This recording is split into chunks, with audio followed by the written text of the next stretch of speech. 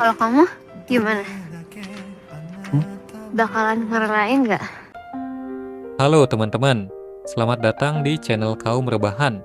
Kematian biasanya menandai akhir sebuah perjalanan, tetapi bagaimana jika justru menjadi awal dari perpecahan? Dalam suasana duka, perbedaan keyakinan menghadirkan dilema yang menyayat hati, mengubah perpisahan terakhir menjadi sebuah ujian emosional.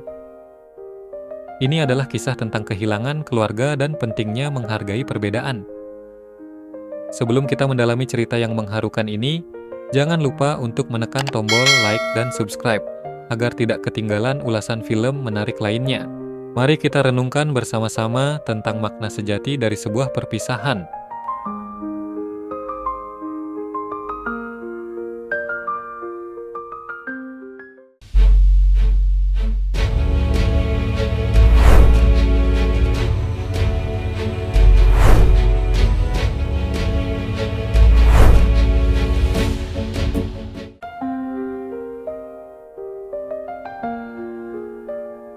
Naomi Takahashi adalah seorang idola ternama di Jepang yang memiliki darah Indonesia. Di tengah kepopulerannya yang kian meningkat, ia diam-diam bergulat dengan pertanyaan tentang identitasnya. Terlahir dari Wirawan, seorang muslim asal Indonesia, dan Akane Takahashi, seorang penganut Buddha dari Jepang, Naomi menjalani hidup di antara dua budaya yang berbeda.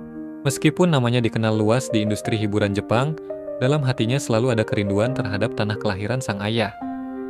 Suatu hari, Naomi ditemukan meninggal dunia secara mendadak di apartemennya di Tokyo. Hal ini meninggalkan duka mendalam bagi banyak orang, terutama keluarganya yang terpecah oleh perbedaan keyakinan. Wirawan, sang ayah, ingin memulangkan jenazah Naomi ke Indonesia untuk dimakamkan sesuai ajaran Islam. Namun, Akane bersikeras agar putrinya dimakamkan di Jepang dengan upacara Buddha sesuai tradisi keluarganya. Perbedaan pandangan ini pun memicu konflik besar antara kedua keluarga.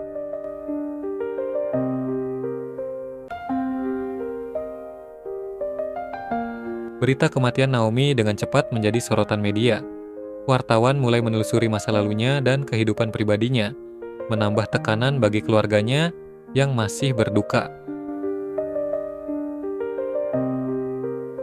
Sementara itu, di media sosial, para penggemar terbagi menjadi dua kubu. Ada yang mendukung pemakamannya di Jepang, dan ada yang ingin ia dimakamkan di Indonesia. Ketegangan semakin meningkat ketika beberapa organisasi keagamaan mulai ikut campur memperburuk situasi dengan pernyataan-pernyataan mereka. Di tengah goncangan akibat kabar kematian Naomi, Shujiro, sahabat dekat sekaligus manajernya, berusaha menjadi jembatan dalam konflik yang terjadi antara kedua orang tua Naomi. Ia menyadari bahwa Naomi memiliki ikatan yang mendalam dengan kedua budayanya dan berharap perbedaan ini tidak merusak penghormatan terakhir untuknya. Namun, situasi semakin rumit ketika kedua belah pihak memiliki dokumen hukum yang mendukung klaim mereka. Wirawan memegang surat wasiat yang menyatakan keinginan Naomi untuk dimakamkan di Indonesia, sementara Akane memiliki dokumen resmi Jepang yang menegaskan status Naomi sebagai warga negara Jepang yang berhak dimakamkan di tanah kelahirannya. Saat keluarga dari kedua belah pihak berkumpul di rumah duka di Tokyo, ketegangan semakin meningkat. Akane dalam kesedihannya bersikeras bahwa Naomi harus dikebumikan di Jepang, dekat dengan leluhurnya. Sementara itu, Wirawan tetap teguh pada pendiriannya bahwa Naomi sebagai seorang muslim harus dimakamkan menurut ajaran Islam. Perbedaan pandangan ini membuat perdebatan tak kunjung usai. Di saat yang sama, para penggemar Naomi menggelar aksi solidaritas di depan kantor manajemennya, menuntut transparansi atas kematian mendadaknya. Spekulasi pun bermunculan mulai dari dugaan tekanan mental akibat dunia hiburan hingga teori konspirasi yang mencurigai ada sesuatu yang disembunyikan di balik tragedi ini. Dalam situasi yang penuh ketidakpastian, Shujiro tanpa sengaja menemukan buku harian Naomi yang selama ini tersimpan dengan baik. Di salah satu halamannya, ia membaca kata-kata Naomi, "Aku ingin menemukan tempatku di dunia ini, di antara dua bagian diri yang aku cintai. Aku ingin pulang, tetapi aku tak tahu kemana aku benar-benar harus kembali." Di dalam buku harian itu tersimpan jawaban atas kegelisahan Naomi, menjadi kunci untuk memahami apa yang benar-benar ia inginkan. Shoujiro mencoba menunjukkan tulisan tersebut kepada kedua orang tuanya, tetapi mereka tetap bersikeras pada pendapat masing-masing, tak mau melepas keyakinan mereka. Kontroversi ini semakin luas ketika media mulai menyorot perdebatan mengenai tempat peristirahatan terakhir Naomi. Para penggemar terbagi menjadi dua pihak, ada yang ingin Naomi dimakamkan di Jepang, sementara yang lain bersikeras agar ia dipulangkan ke Indonesia. Tekanan dari publik hanya membuat ketegangan antara Wirawan dan Akane semakin tajam, menghambat upaya mencapai kesepakatan. Demi menemukan solusi, Wirawan memilih pulang ke Indonesia lebih dulu untuk meminta saran dari keluarga dan pemuka agama. Ia ingin meyakinkan Akane bahwa Naomi juga memiliki hak untuk dimakamkan di tanah kelahiran ayahnya. Di sisi lain, Akane berkumpul dengan keluarga besarnya di Jepang, mencari dukungan serta nasihat mengenai langkah yang harus diambil. Dalam kegelisahannya, Akane pergi ke kuil tempat ia biasa berdoa, memohon petunjuk atas konflik yang terjadi. Sementara itu, Wirawan berkonsultasi dengan seorang ulama di Indonesia yang menyarankannya untuk lebih membuka hati dalam menghadapi Akane. Pada akhirnya, mereka mulai memahami bahwa di atas segala perbedaan, yang paling penting adalah memberi Naomi peristirahatan terakhir yang benar-benar mencerminkan keinginannya. Setelah perbincangan yang panjang dan penuh emosi, Akane akhirnya menyadari bahwa Naomi juga ingin kembali ke tanah leluhurnya di Indonesia.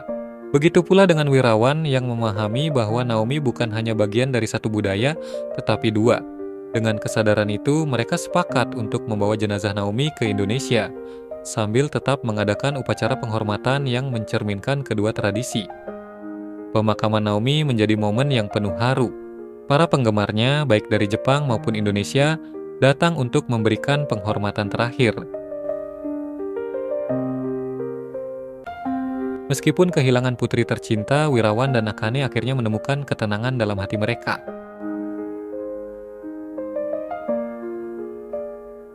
Film berakhir dengan Wirawan dan Akane yang berdiri diam di depan makam Naomi, merasakan kehadirannya yang tak akan pernah benar-benar hilang.